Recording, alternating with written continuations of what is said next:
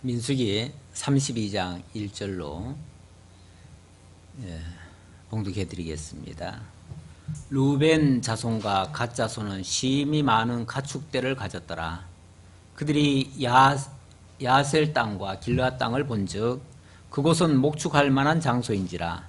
갓 자손과 루벤 자손이 와서 모세와 제사장 엘르아살과 회중 지휘관들에게 말하여 이르되 아다롯과 디본과 야셀과 니므라와 헤스본과 엘르알레와 스밤과 느보와 부온 곧 여호와께서 이스라엘 회중 앞에서 쳐서 멸하신 땅은 목축할 만한 장소요 당신의 종들에게는 가축이 있나이다.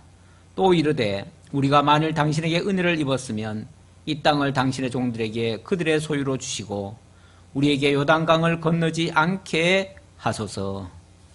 아멘. 5절까지 봉독해 드렸습니다. 민수기 31장까지는 어찌 보면 하나님께서 40년간 광야를 헤쳐오면서 많은 어려움을 겪으면서 하나님의 놀라운 역사들을 체험한 그런 기간이라고 말할 수 있죠. 그리고 드디어 요단 동편 땅까지 왔습니다. 호르산까지 왔고 거기서 저 느보산, 조금 있으면 이제 느보산 갈 거고요. 자, 이렇게 거의 이제 뭐 다 목적까지 다 왔어요. 다 왔는데 마지막에 한번 전쟁이 일어났죠. 31장부터 요단 동편 땅을 정복하는 내용인데요. 첫 번째 만난 그 대상이 어디입니까? 31장이 미디안 전쟁이죠. 미디안. 그러니까 미디안은 지난번에 모압 평지에 있을 때에 모압의 발락을 깨어서 그래서 쉽게 말하면 모압과 미디안은 한편이었어요. 한편이어서 결국 이스라엘을 가로막는 그런 대적이 됐죠. 처음에는 모압이 발람을 불러다가 어떻게 해서든지 이제 그 저주를 해가지고 못 들어가게끔 거기서 망하게끔 그렇게 했는데 처음에는 그렇게 하려고 했는데 하나님께서 막으셔가지고 그건 뜻대로 안 됐어요. 안 됐는데 마지막에 미디안 여인들을 통해서 유혹을 했죠. 유혹을 해서 하루에 24,000명이 죽임당하는 그런 불상사가 일어났어요. 그래서 하나님이 그 미디안을 치라 이렇게 말씀하셨어요. 미디안을 치라. 미디안이 나중에 알고 보니까 이 발람도 미디안을 칠 때 발람도 함께 죽입니다. 그리고 보면 이 발람도 미디안에 속해 있던 사람이라고 할 수 있겠죠. 그런데 어쨌든 이 발람과 결국은 발람이 미디안 여자들을 통해서 또는 그 모압 여자들을 통해서 그렇게 이제 미혹을 해가지고 이스라엘 사람들이 아주 공경에 처하도록 그렇게 만든 그런 역할을 했어요. 그러니까 하나님께서 그들을 치라고 하신 거죠. 그래서 지난 31장에서 미디안 5왕을 상대로 해서 전쟁을 하게 됩니다. 뭐 객관적으로 말하면 미디안 그 5왕과 더불어 전쟁을 한다는 게 결코 쉬운 일은 아니에요. 이길 수 없는 싸움일 수도 있어요. 그런데 하나님께서 어쨌든 그들을 쳐서 이기게 하셨고 그들을 통해서 엄청난 많은 노량물을 거두게 했어요. 근데 항상 그래요. 어디 뭐 전쟁을 하든지 아니면 어디 사업에 성공하든지 아니면 어떤 부를 갑자기 얻든지 이렇게 되고 나면요.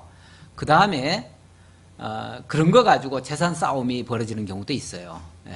부모가 자식한테 재산을 갑자기 많이 물려줘도 그거 가지고 그 없을 때는 형제들이 사이좋게 지내다가 그것 때문에 나중에는 막 서로 싸우는 형제들끼리도 서로 원수가 돼가지고 싸우는 이런 일도 있어요. 어쨌든 아무것도 없을 때는 뭐 그런 생각조차도 안 하죠.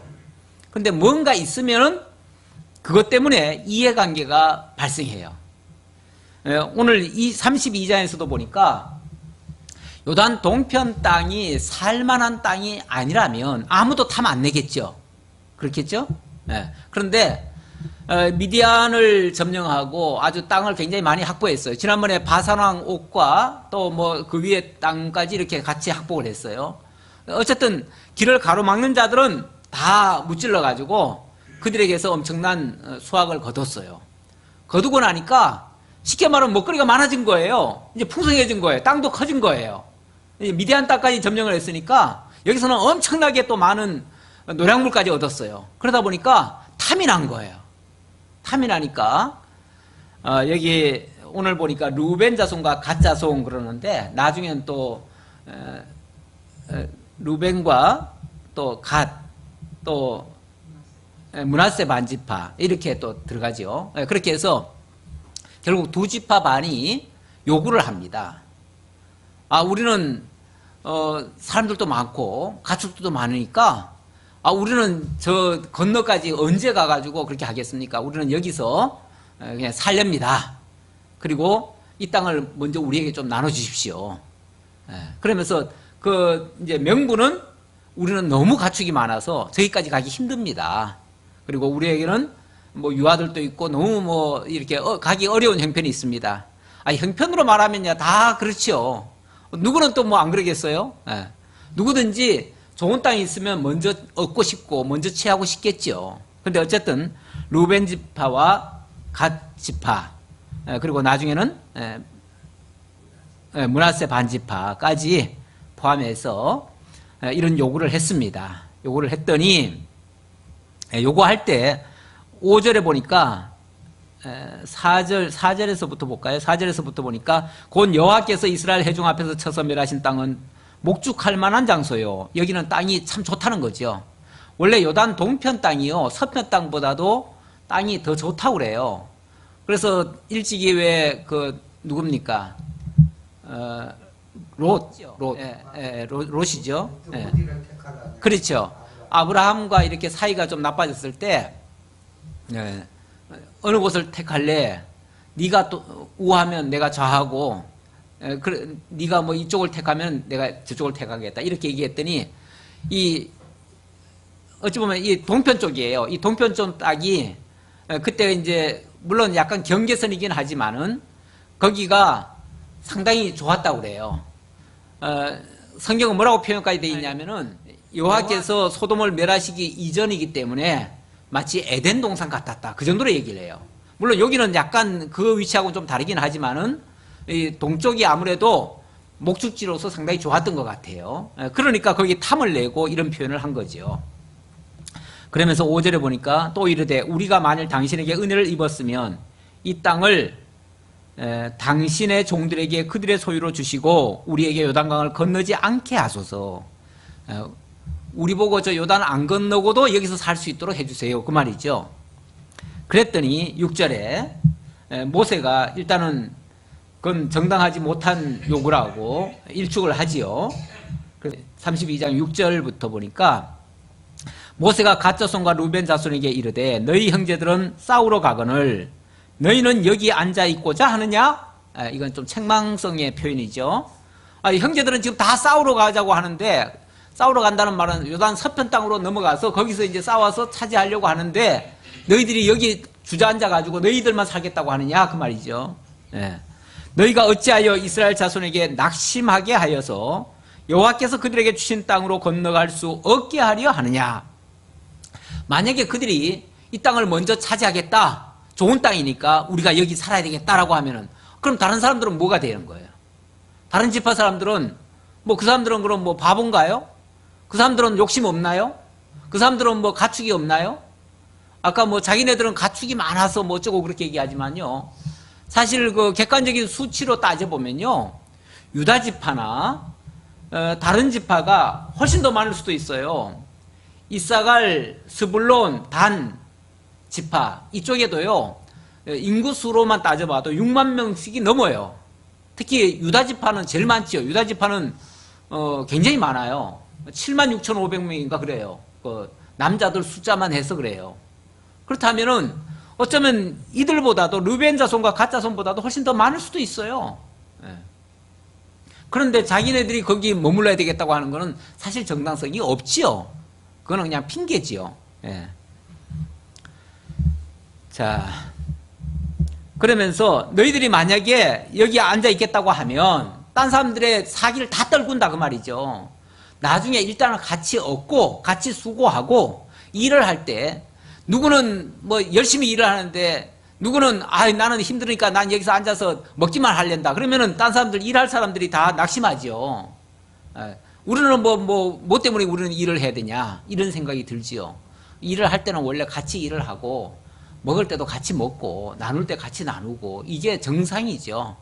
정상이고 물론 뭐 순차적으로는 할 수 있겠지만은 어쨌든 기본 정신은 그래야 되는 거죠. 그래야 되는데 먼저 주저앉아 버리겠다고 하면 딴 사람들이 그럼 우리는 저쪽으로 가야 된다 하는 그 이유를 못 찾는다 그 말이죠. 그렇게 되면 낙심이 된다. 그렇게 얘기를 했어요. 그러면서 너희가 8절 너희 조상들도 내가 가데스 바네아에서 그 땅을 보라고 보냈을 때에 그리하였었나니 너희 조상들도 그랬었다. 가데스 바네아 유명한 사건이죠. 일찍이 이스라엘 백성들이 홍해를 건너고 1년째 되던 해에 한 만 1년이 거의 됐을 때예요. 그때에 처음에는 사실은 1년도 되기 전이었죠. 그때인데 가데스 바네아에서 곧바로 직행 갈 수가 있는 길이 있었어요. 근데 거기서 사람들의 마음이 일치가 안 됐어요. 일단은 올라가라 하니까 핑계를 대요. 우리가 거기 올라갈 수 있을런지 가면은 또 우리가 차지할 수 있을런지 미리 정탐을 해봐야 알지 어떻게 거기를 무작정 갑니까? 그러면서 정탐꾼을 보내자고 제안을 하지요. 그래서 모세가 마지못해서 그럼 좋다. 너희들 그러면 한 명씩 대표 뽑아라. 그래가지고 각 지파를 대표할 만한 한 사람씩을 내세워가지고 정탐을 미리 보냅니다. 40일간 갔다 오더니만 한다는 소리가 전부 다 그 땅이 좋기는 좋습니다만은 우리는 절대 못 갑니다. 우리가 가면은 그들에게 다 잡혀 먹습니다. 우리는 메뚜기 떼 같습니다. 뭐 그러면서 그들은 굉장히 크게 평가를 하고 자기네들은 형편없는 것처럼 이렇게 스스로를 낮춰요. 그러면서 도저히 갈 수 없다고, 만약에 거기 가면 우리가 다 죽는다고, 그래서 굉장히 부정적인 얘기만 해요. 그때에도 요수아와 갈렙 그 두 사람만은 그거는 하나님께서 우리에게 주신 정말 축복의 땅이다. 가기만 하면 그들은 우리의 밥이다. 하나님께서는 우리의 밥을 진수성찬처럼 이렇게 차려놓으셨다. 우리가 가서 먹기만 하면 된다. 가자! 이렇게 믿음으로 얘기를 했지만, 10사람이 주장을 하니까 두 사람 말은 다 묵살이 돼버렸죠. 그래서 그때도 하나님께서 좋다. 너희들이 이렇게 불신하고 안 믿는다면 좋다. 너희들 다시 광야로 돌아라. 그래가지고 홍해 바닷길로 다시 되돌렸죠. 그리고 나서 그때부터 39년간을 방황을 하게 만들었죠. 불신의 값이 이렇게 커요. 어쨌든 그렇게 했습니다. 만약에 이 상태가 지속이 되면 제2의 가데스 바네아 사건이 될 수도 있어요. 이게 그렇죠? 왜냐하면 안 가겠다고 하니까. 그래서 제2의 가데스 바네아 사건이 될 수도 있는데, 그때 이제 모세가 일단은 그들을 책망하면서 이렇게 말합니다. 그때 여호와께서 진노하사 맹세하여 이르시되 애굽에서 나온 자들이 20세 이상으로는 한 사람도 내가 아브라함과 이삭과 야곱에게 맹세한 땅을 결코 보지 못하리니 이는 그들이 나를 온전히 따르지 아니하였음이니라. 그러니까 부정한 것에 동참했던 모든 사람들은 한 사람도 못 들어갈 것이다 라고 하고, 이제 긍정적으로 얘기했던 사람 두 사람, 요수아와 갈렙만 들어간다, 그 소리예요. 그 소리가 포함된 말이에요. 그러나 그나스 사람 여분의 아들 갈렙과 눈의 아들 요수아는 여호와를 온전히 따랐음이니라 하시고, 그들이 두 사람만 들어갈 수 있었던 것은 바로 그 두 사람들은 믿었었다. 하나님의 약속을 믿었었다. 그래서 하나님 약속대로 믿은 사람은 들어갈 수 있고 믿지 않는 사람은 못 들어간다. 이렇게 얘기를 하는 거죠. 여호와께서 이스라엘에게 진노하사 그들에게 40년 동안 광야에 방황하게 하셨으므로 여호와의 목전에 악을 행한 그 세대가 마침내는 다 끊어졌느니라. 결국 그 말씀대로 이제 그 후예들이 다 끊어지지 않았느냐. 이제 그때 살았던 사람은 여호수아 갈렙 외에 한 사람도 없지 않느냐. 이렇게 또 될래 그 말이죠. 이렇게 또 되려고 그러느냐 그 말이죠. 보라, 너희는 너희의 조상의 대를 이어 일어난 죄인의 무리로서, 너희 조상의 대를 이어 일어난 죄인의 무리로서, 굉장히 무서운 말이에요. 그 조상들이 그렇게 불신하다가 다 멸망을 당했는데 그 대를 이어서 또 다시 그런 불신의 말을 지금 하고 있다. 지금 그 얘기를 하는 거죠. 그 씨가 그 똑같은 죄를 또 범하고 있다. 그렇게 지금 표현하는 말이에요. 그러면서 이스라엘을 향하신 여호와의 노를 더욱 심하게 하는도다. 너희가 만일 돌이켜 여호와를 떠나면 여호와께서 다시 이 백성을 광야에 버리시리니 그리하면 너희가 이 모든 백성을 멸망시키리라. 만약에 너희들이 이번에도 만약에 하나님의 말씀 듣지 아니하고 너희들 하고 싶은 대로만 하겠다고 한다면 너희들 또 역시 망할 수밖에 없다. 그거를 다시 한번 경고를 했습니다. 그러면서 그들이 모세에게 가까이 나와 이르되, 그랬더니 이제 좀 변명을 하는 거죠.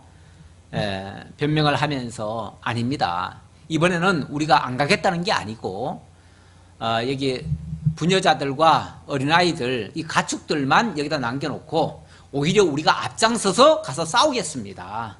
그러면서 쉽게 말하면 타협하듯이 얘기를 하는 거예요. 그러면서 이전에 했던 그런 식으로의 불신은 아니고 이번에는 정말 그 하나님의 뜻을 우리가 다 따르겠습니다. 다만 그동안에 이 부녀자들 데려가 봤자 사실은 전쟁에 도움도 안 되고 또 뭐 가축들 끌고 가봤자 그 뭐 유익하지 않을 거니까 그런 것만 여기다 남겨놓고 우리들은, 이 장정들은 쉽게 말하면 앞장서서 가겠습니다. 오히려 저 사람들보다 다 앞장을 서가지고, 왜냐면 이제 호롤단신처럼 이제 군사로 해서 갈 거니까, 그러면 그 사람들은 가족을 데리고 있는 사람들보다도 앞장서 갈 수가 있는 거죠. 그러니까 이번에는 그렇게 하겠습니다. 그렇게 할 테니까 허락해달라고 요청을 하지요. 어찌 보면 타협 아니죠, 타협안. 그들이 모세에게 가까이 나와 이르되, 우리가 이곳에 우리 가축을 위하여 우리를 짓고 우리 어린아이들을 위하여 성읍을 건축하고 이 땅에 원주민이 있으므로 우리 어린아이들을 그 견고한 성읍에 거주하게 한 후에 우리는 무장하고 이스라엘 자손을 그곳으로 인도하기까지 그들의 앞에서 가고 이스라엘 자손이 각기 기업을 받기까지 우리 집으로 돌아오지 아니하겠사오며, 우리는 요단 이쪽 곧 동쪽에서 기업을 받아 싸우니 그들과 함께 요단 서쪽에서는 기업을 받지 아니하겠나이다. 세 가지, 어찌 보면 다짐, 마치 서원하듯이 이렇게 세 가지의 약속을 합니다. 그 세 가지의 약속은, 일단은 이곳에 이제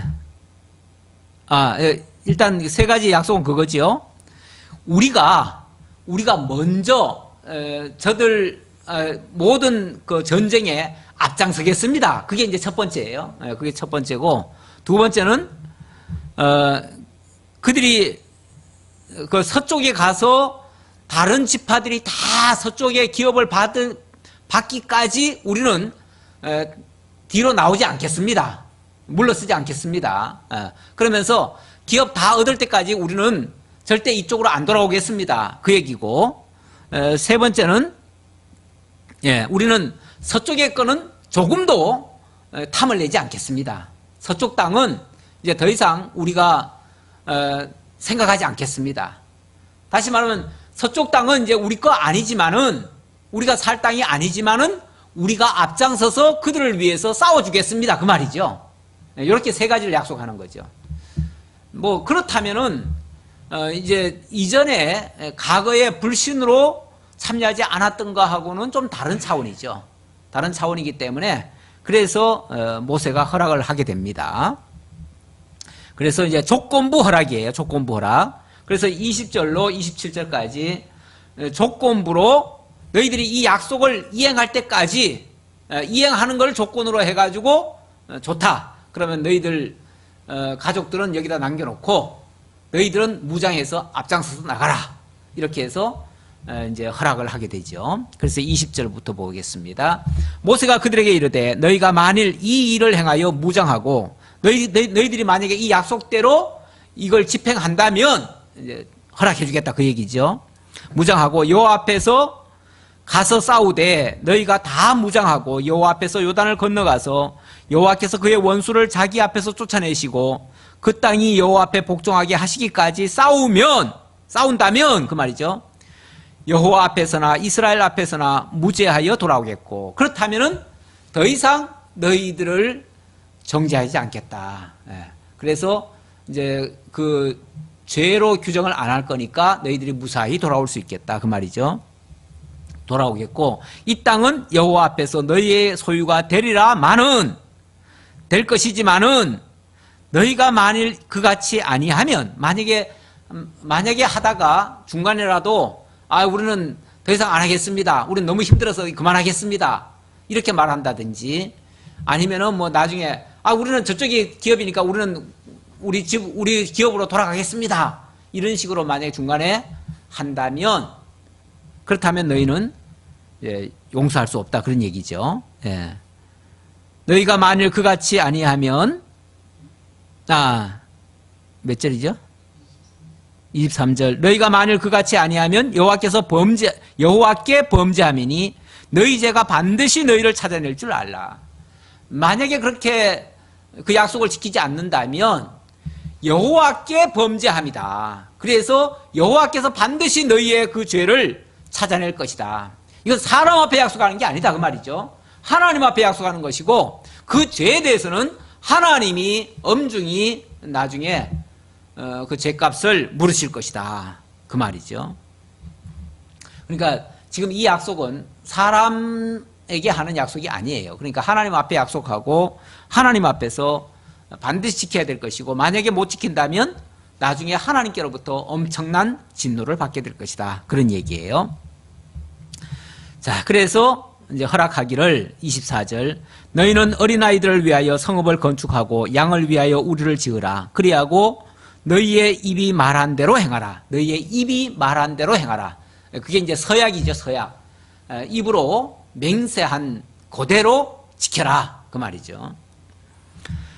우리의 어린 아이들과 아내와 양떼와 모든 가축은 이곳 길르앗 성읍들에 두고 종들은 주의 말씀대로 무장하고 여호와 앞에서 다 건너가서 싸우리이다. 다시 한번 맹세하고 이제 결심하고 그리고 이제 하려고 합니다. 자, 28절로 32절 모세가 지도자들을 통해서 그들의 기업을 이행하도록 그렇게 명하는 내용입니다. 지금 그들이 서약한 대로 쉽게 말하면 이행해줘라 그 말이죠. 그렇게 허락을 하는 내용이에요. 이에 모세가 그들에 대하여 제사장 엘르아살과 눈의 아들 여호수아와 이스라엘 자손 지파의 수령들에게 명령하니라. 모세가 그들에게 이르되 갓 자손과 루벤 자손이 만일 각각 무장하고 너희와 함께 요단을 건너가서 여호와 앞에서 싸워서 그 땅이 너희 앞에 항복하기에 이르면 길르앗 땅을 그들의 소유로 줄 것이니라. 그러나 만일 그들이 너희와 함께 무장하고 건너지 아니하면 그들은 가나안 땅에서 너희와 함께 함께 땅을 소유할 것이니라. 갓 자손과 루벤 자손이 대답하여 이르되 여호와께서 당신의 종들에게 명령하신 대로 우리가 행할 것이라. 우리가 무장하고 여호와 앞에서 가나안 땅에 건너가서 요단 이쪽을 우리가 소유할 기업이 되게 하리이다. 예, 우리가 그렇게 하겠나이다. 라고 이제 맹세하듯이 그렇게 해서 드디어 그들이 이제 앞장서서 싸우게 되는 이런 결과가 나오지요. 물론 과정적으로는 조금 매끄럽지 않은 부분이 있었지만 결과적으로 말하면 이것도 한 좋은 방법이기도 하지요. 예를 들어서 요단 동편 땅을 차지는 해놨는데 만약에 전부 다 요단 서편 땅으로 가버리면 요단 동편 땅은 뭐가 되죠? 빈 땅이 되잖아요. 빈 땅이 되면 또 다른 나라가 와서 점령할 거 아니에요. 그렇게 되면은 그 차지한 의미가 없지요. 그러니까 그 땅도 사실은 좀 지키고 있어야 되는 건 맞지요. 맞는데 그 과정에서 만약에 그렇게 되면은 일부가 만약에 먼저 점령을 해버리면은 나머지가 또 다 낙심을 할 거 아니에요.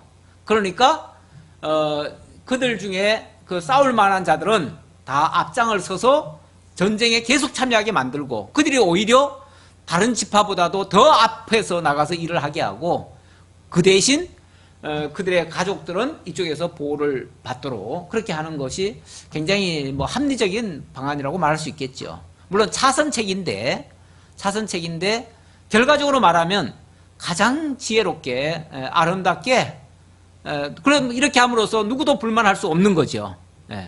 왜 저 사람들한테만 먼저 줘요? 이런 불만도 할 수 없는 거죠. 왜냐하면 그들이 이제 앞장서서 싸워줄 거니까 그렇게 되고 이렇게 되면은 그럼 얼른 생각하면은 야 요단 동편에 살게 된 사람들은 아주 땡 잡았다. 우리 속된 표현으로 그들은 그 넓은 땅, 좋은 땅을 그 두 지파 반이 다 차지하게 됐으니까 얼마나 좋겠느냐.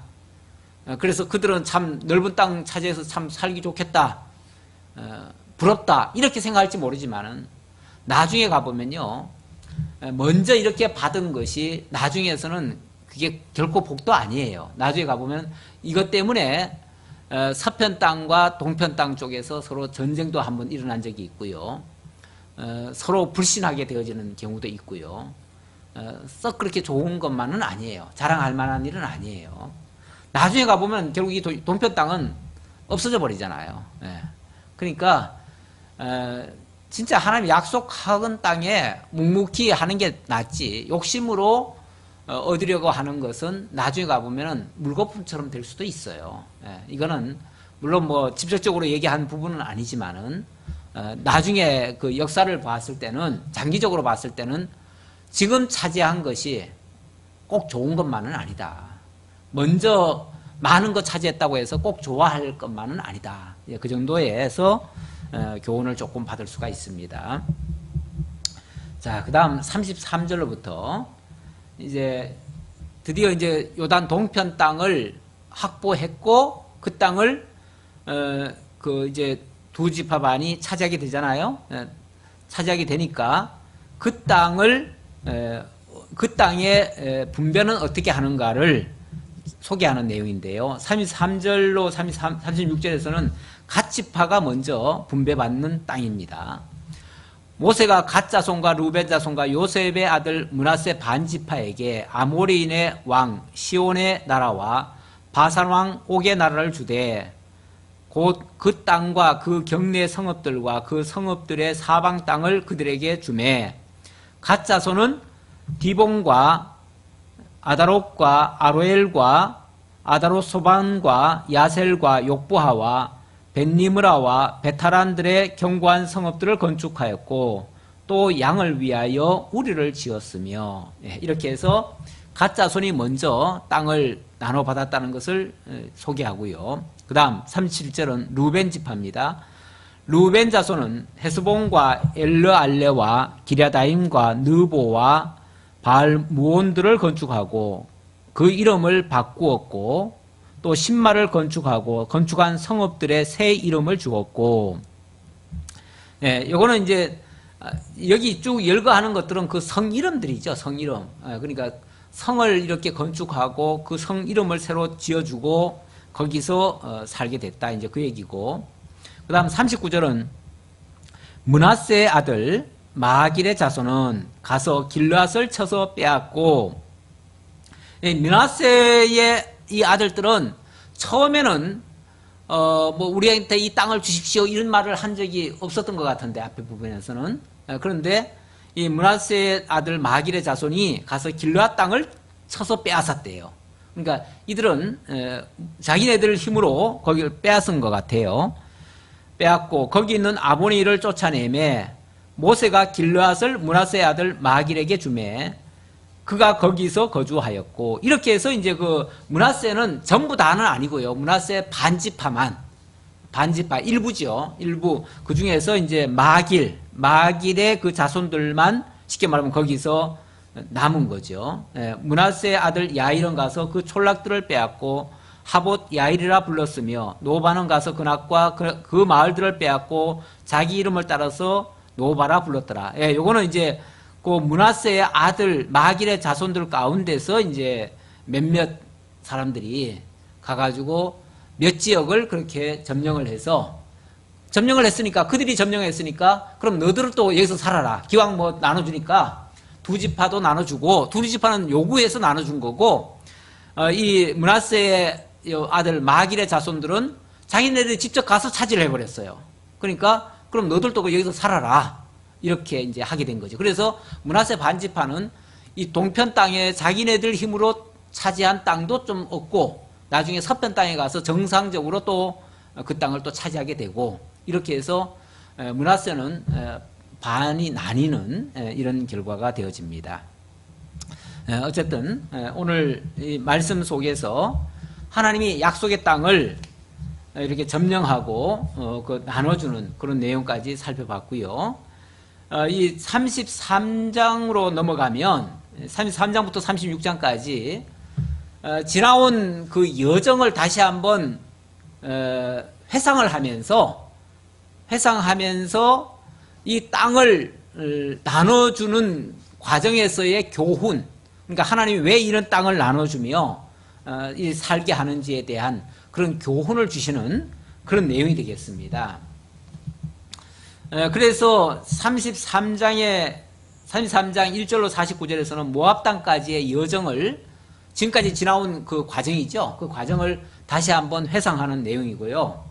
그리고 33장 50절로부터 34장까지는 땅을 이제 분배할 때 어떤 분명한 규정을 내줍니다. 그래서 그냥 아무렇게나 그냥 먼저 차지하면 된다 이게 아니고 어떤 일정한 규정이 있어요. 그래서 분배 규례를 정해주고, 그리고 35장에 가면 땅만 나눠주는 게 아니고요. 땅을 나눠주고 나서는 그곳에 도피성을 짓게 합니다. 도피성을 지어가지고 앞으로 일어날 어떤 문제에 대한 대책이죠.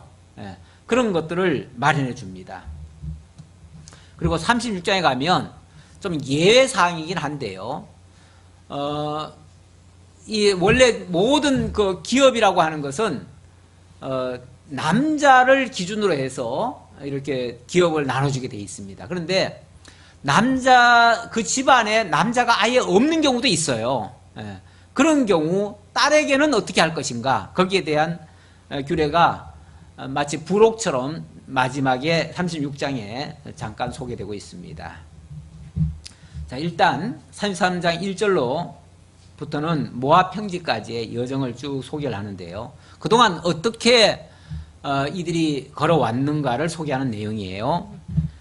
일단 1절로 4절까지 애굽에서 출애굽하고 이 진행한 것에 대한 소개를 다시 한번 일깨워주는 내용이에요. 그러니까 이건 회상이라고 말씀드릴 수 있죠. 모세와 아론의 인도로 대오를 갖추어 애굽을 떠난 이스라엘 자손들의 노정은 이러하니라. 모세가 여호와의 명령대로 그 노정을 따라 그들이 행진한 것을 기록하였으니 그들이 행진한 대로의 노정은 이러하니라. 그들이 첫째 달 15째 날에 람셋을 떠났으니 곧 6월절 다음 날이라. 이스라엘 자손이 애굽 모든 사람의 목전에서 큰 권능으로 나왔으니 애굽인은 여호와께서 그들 중에 치신 모든 장자를 장사하는 때라. 여호와께서 그들의 신들에게도 벌을 주셨더라. 이거는 출애굽할 때의 광경을 소개하는 장면입니다. 이스라엘 백성들이 처음부터 람셋에 살았던 건 아니에요. 람셋은 쉽게 말하면 임금이 있는 쪽이에요. 그곳에 간 이유는 노예로 끌려간 거죠. 원래는 이스라엘 백성들이 고센 땅에 살았습니다. 애굽에 내려가서 고센 땅이 살기에 거기 참 목축하기가 참 좋았어요. 그래서 이스라엘 백성들이 살기에는 고센 땅이 좋았고, 그래서 요청을 요셉이 야곱이 이제 요셉이 얘기를 해줬지요. 만약에 바로 왕이 묻고들랑 우리는 고센 땅에 살고 싶습니다 이렇게 말하라고. 그래가지고 고센 땅을 하살받았어요. 그런데 어느 순간 그들이 람셋으로 다 끌려왔어요. 왜냐하면 람셋에 거기에 국고성을 지었거든요. 국고성을 짓는 데에 이들을 노예로 끌고 온 거예요. 끌고 와가지고 거기서 노예 생활을 죽도록 한 거죠. 시골에서 그냥 알아서 살으라고 하면은 그렇게 고생이겠어요. 그냥 양치고 그렇게 살면은 나름대로는 살만한데, 이렇게 객지로 끌려와가지고 노예 생활하고 그들이 주는 밥만 먹고 살다 보니까 너무 힘들었던 거죠. 그래서 고통을 호소하고 그랬는데 하나님께서 거기서 애굽의 장자를 어느 날 갑자기 하나님께서 양 한 마리를 잡으라고 하더니만 이거 먹고 딱 준비하고 오늘 저녁에 피를 문설주에 다 발라라. 그러더니 그날 밤에 역사가 일어난 거예요. 애굽의 모든 장자들이 다 죽임당했어요. 그러니까 그 다음날 애굽에서 특명이 내려온 거죠. 너희 이스라엘 백성들은 다 나가라. 쉽게 말하면 내쫓은 거죠. 예. 뭐 성경의 표현에 의하면은 내쫓도록 했다 그러는데 사실은 하나님께서 그 백성들을 구원해 내신 거죠. 그게 해방이죠. 이스라엘 입장에서는 해방이에요. 그래서 이스라엘 백성들이 구원받는 그날 애굽에는 모든 장자들이 죽임당했어요. 예. 이것의 뭐 의미라고 하면 영적인 의미라고 한다면 이스라엘 백성들을 구원하기 위해서 애굽의 장자들이 다 죽임당했는데 요한계시록에 보니까 그 애굽에서 장자가 죽임당한 것은 그리스도께서 자기 백성들을 구원하기 위해서 애굽에서 죽으셨다 이렇게 표현을 해요. 그러니까 그게 영적인 의미로 말하면 결국 맏아들 되시는 그리스도가 대속의 제물로 죽어주심으로 자기 백성들을 구원하실 것을 가리키는 그런 하나의 상징적인 사건이었어요. 그게. 자, 그런 일이 있었고요. 그래서 드디어 이스라엘 백성들이 구원을 받았습니다. 자, 받고 난 다음에 여정은 어떠했는가? 자, 5절부터 보니까 람세스서부터 이제 르비딤까지의 여정을 14절까지 소개를 합니다. 이스라엘 자손이 람셋을 떠나 숫곳에 진을 치고 숫곳을 떠나 광야 끝 에담에 진을 치고, 여기 아까 숫곳이라고 그랬죠. 숫곳. 이스라엘 백성들이 처음 거주한 데가 숫곳인데 람셋에서 숫곳으로 갔다는 얘기는 뭐냐면은 자기네들 고향 쪽으로 들려서 이렇게 왔다 그 말이에요. 그쪽이 아무래도 좋은 땅이에요. 거기가 좋은 땅이고 좋은 땅인데 거기서 그리 거쳐가지고 육지를 통해서 어디로 가려고 했냐면은 이제 가나안 땅으로 바로 가는 길이에요. 그게 바로 가는 길이에요. 원래 내려올 때도 가나안 땅에서 내려와가지고 첫 번째 정착한 데가 숫곳 아닙니까? 그러니까 올라갈 때도 역으로 말하면은 숫곳을 거쳐서 가나안 땅으로 바로 올라갈 수가 있었던 거예요. 그런데 숫곳을 떠나 광야 끝 에담의 진을 치고, 자, 광야 끝 에담의 진을 쳤다는 말은 이제 광야길을 다 거치고 이제는 평지로 가는 길이었다 그 말이에요. 초원지로 쉽게 말하면 들어가는 길이었다 그 말이에요. 자, 그러니까 이제 넘어가면 되는 거예요. 그런데 하나님께서 갑자기 어떻게 합니까? 에담을 떠나 바알스본 앞 비아이롯으로 돌아가서 믹돌 앞에 진을 치고 하나님이 갑자기 돌이켜요. 그들의 가던 길을 갑자기 획 돌려가지고 홍해길로 돌아오게 해요. 거기에 빅돌과 바알스본, 비아이롯과 믹돌 그 사이에 쉽게 말하면 움푹 들어간 해안 같은 데로 인도해버리는 거예요. 그러니까 갑자기 백성들이 좋은 길로 가다 말고 휙 돌아가지고 홍해 바다로 들어와 버린 거예요. 들어와 보니까, 와보니까 양쪽에는 믹돌과 비아이롯이라고 하는 자그마한 산 같은 게 있고 앞에는 그냥 바다예요, 바다. 그런데 갑자기 뒤를 돌아보니까 우리가 왜 이쪽으로 왔지? 하고 뒤를 돌아보는데 갑자기 저기서 애국 군대가 쳐들어오는 거예요. 그때 엄청난 위기를 당했지요. 위기를 당했어요. 근데 사실 이렇게 하신 이유는요, 우리 하나님의 지혜죠. 이게 사람은 이렇게 안 합니다. 사람은 좋은 길로만 가려고 하지요. 그런데 하나님께서는 이렇게 돌쳐가지고 무슨 역사를 만들어내시냐면은 애굽으로 하여금 뒤쫓아오게 만들어요. 그리고 하나님께서 사방이 꽉 막힌 상태에서 홍해길을 열게 하셔요. 길을 열어가지고 그 바닷길을 마른 땅같이 건너게 함으로써 이스라엘 백성들은 민족적으로 세를 받게 해요. 세를 받게 하고 애굽의 그 용사들은 다시는 뒤쫓아오지 못하도록 그들을 다 물속에 수장을 시켜버려요. 그래서 이스라엘 백성들은 나중에 거기서 구원을 받고 다시는 그 홍해니까 이제 다시 홍해가 덮여버리잖아요. 덮여버리니까 다시 뒤로 돌아갈 수가 없지요.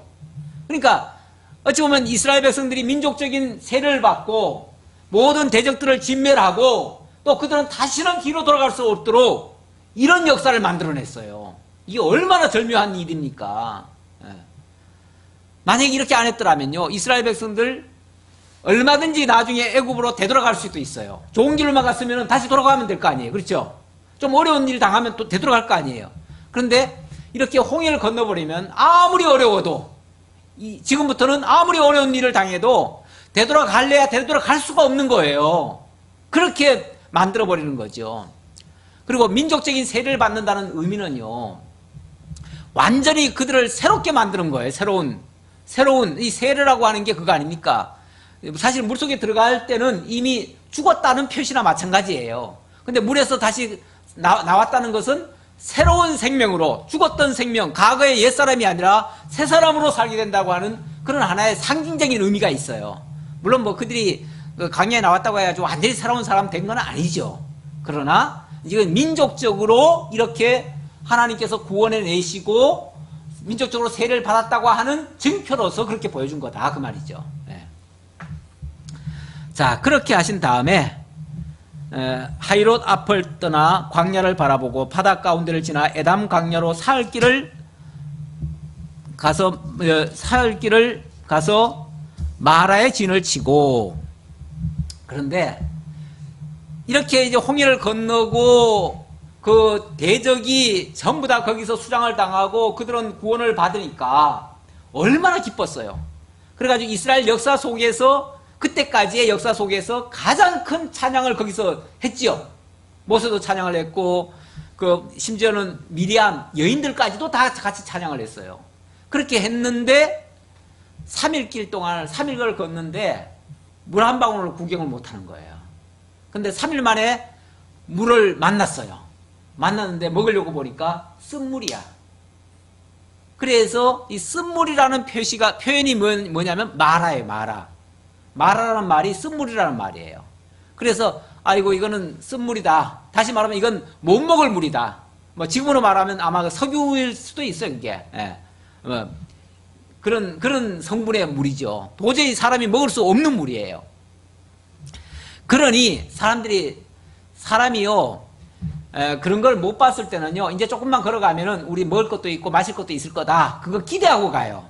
근데 뭘 딱 만났는데 도저히 못 쓸 것이 나오면요, 기대가 갑자기 절망으로 바뀌어요. 그러니까 거기서 막 원망이 터져 나왔죠. 그렇게 찬양했던 그들이 3일 만에 원망으로 바뀌어요. 바뀌었는데 하나님께서 또 조금 지나서 엘림이라고 하는 곳을 만나게 되죠. 거기는 또 오아시스를 만나는 거예요. 거기에 종려나무 70주가 있고 거기에 물샘이 12개나 있어요. 그래서 거기서 정말 이 광야에서 그 오아시스를 만난다는 게 얼마나 행복하겠어요. 거기서 또 이렇게 감사함을 느끼게 됐죠. 이렇게 하나님께서 길을 인도하시는데 기왕 구원한 백성들 좋은 길로만 인도하면 얼마나 좋겠어요. 근데 금방 이 놀라운 하나님의 영광을 보여주기도 하고 하나님 능력을 보여주기도 하고, 그리고 또 쓴물 같은 걸 만나기도 하고, 또 쓴물을 거쳐서 또 단물을 만나기도 하고, 어찌 보면 우리 인생의 여정길도 그래요. 이게 하나님이 인도하시는 광야길이에요. 이 광야라고 하는 게 어찌 보면 우리로 말하면 이 세상과 같은 곳이에요. 이 세상과 같은 곳인데 세상을 살아가는 우리 하나님의 택한 백성들, 분명히 영적으로는 구원함을 받았고 또 영적인 세례도 다 받은 사람, 그래서 하나님 앞에 새로운 피조물이라고 할 수 있지만은, 그러나 우리가 가는 길에는 결코 형통함만 있는 게 아니에요.